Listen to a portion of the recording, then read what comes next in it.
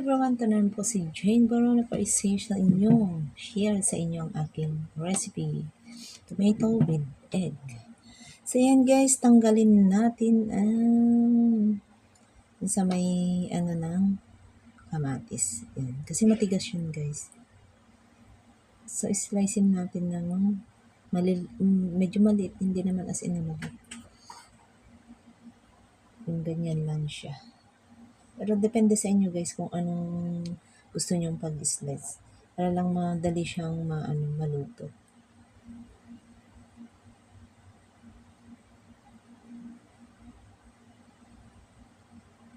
Ayan. So, ganyan lang siya. Try nyo guys, ito ang sarap. Napakadali lang siya. So, sa mga nandito sa Hong Kong, ganito yung gawin niyo sa tomato with egg ninyo. Napakasarap guys. Gustong gusto ng mga alaga ko at amo ko.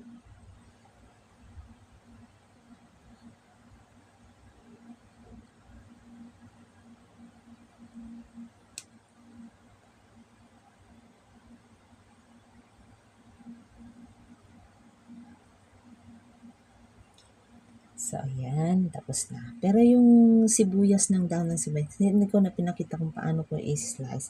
Ito guys, ang ating mga ingredients. Ayan. So, start natin sa ating itlog. Hindi ko na alam kung saan ko ibibitak. 4 lang guys. Depende kung gusto nyo 5, limahin ninyo kung marami kayo.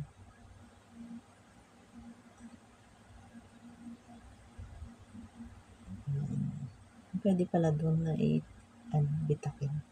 So, ito na nga guys. And then, stir natin. Ayan. Lagyan natin ng asin. Konting asin lang guys ha. Kasi hindi pwedeng maalat. At syempre, white pepper. Ayan. Konti lang guys. Ayan. Tansya-tansya lang tayo. Wala tayong ihalo-halo lang natin.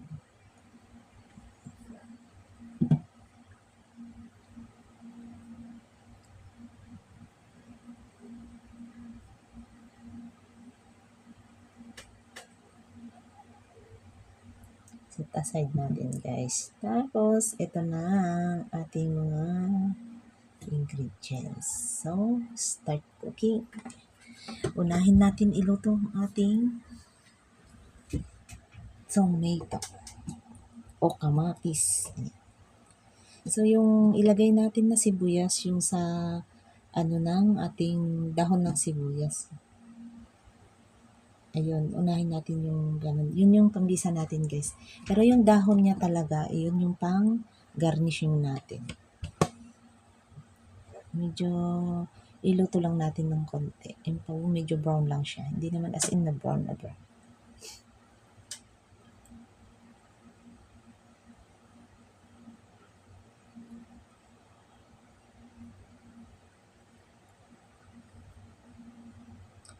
So, ayan na nga. Ilagay na ang kamatis. Halo lang natin.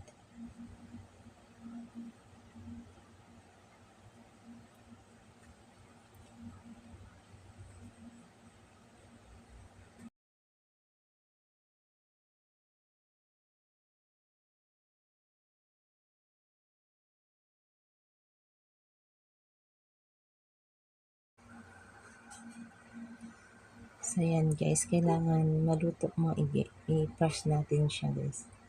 Para lalabas yung katas niya.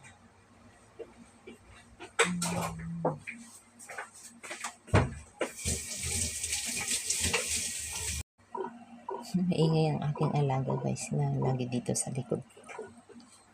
Ayan.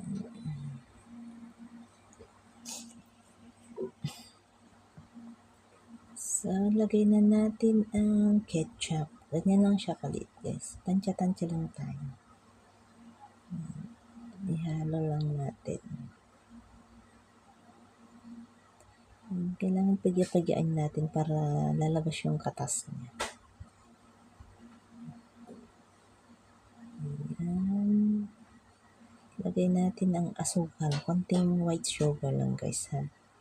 Para mag-balance yung tamis at saka sa asim ng kamatis.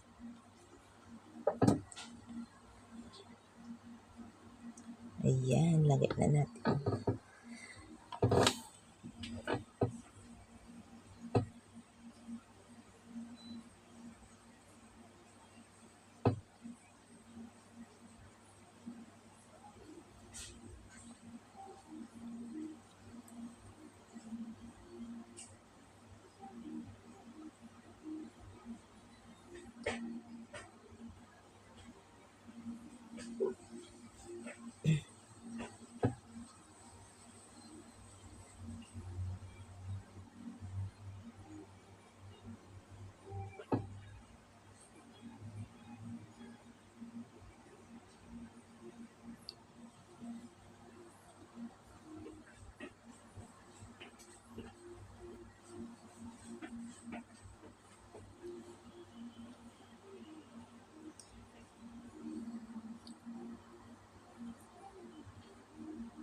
At ito na ilagay natin ang corn powder na na-dissolve sa tubig.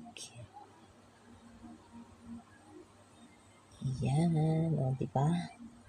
Lapot na siya. Ihalo-halo lang natin guys para maluto yung corn powder.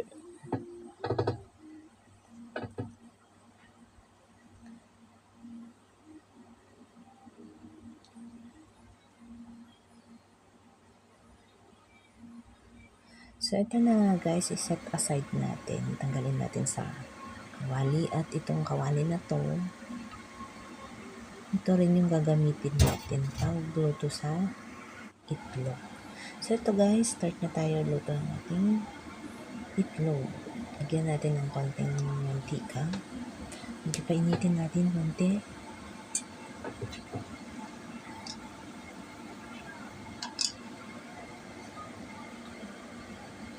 Kalat natin yung mantika sa kawali para hindi siya magdidikit. Non-sticky naman po itong wok natin pero kailangan din natin lagyan ng mantika.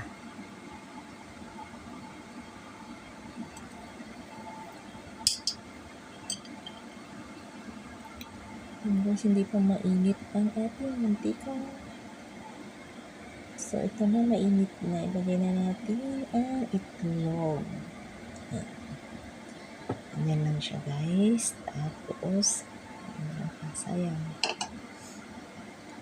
I-stir lang natin ng paganito. One direction. Ganyan.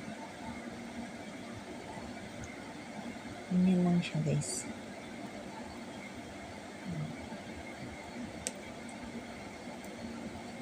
Pag makita na natin na wala na yung liquid niya, pwede na natin ilagay ang na separate natin na tomato.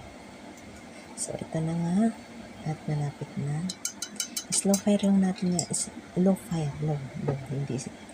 Ilagay na natin itong tomato. Yan. So, ihalo-halo lang natin guys. Konting apoy para hindi siya masunog at malambot yung itlog. Ayan. Kapag slow fire. Siyempre, lagay na natin ang dahon ng sibuyas. Stir lang natin na ganyan guys. Diba? Handaling lutuin. At ang sarap pa guys. Ang sarap yan. Promise. Ayan. So, ito na nga ang ating tomato with egg. Sana nagustuhan niyo itong niluto ko. Sa mga hindi pa po nakasubscribe, please subscribe, like, and bell all. Mag-comment lang kayo dyan sa aking comment section. Ito na nga guys. Diba? Ang bilis-bilis. Simple pero napakasarap guys. Try nyo sa mga nandito sa Hong Kong. Try nyo to sa mga amo nyo. So, ito na nga guys ang aking tomato with egg. Ito na nga guys, ready to serve. Thank you po sa inyong support. Bye-bye.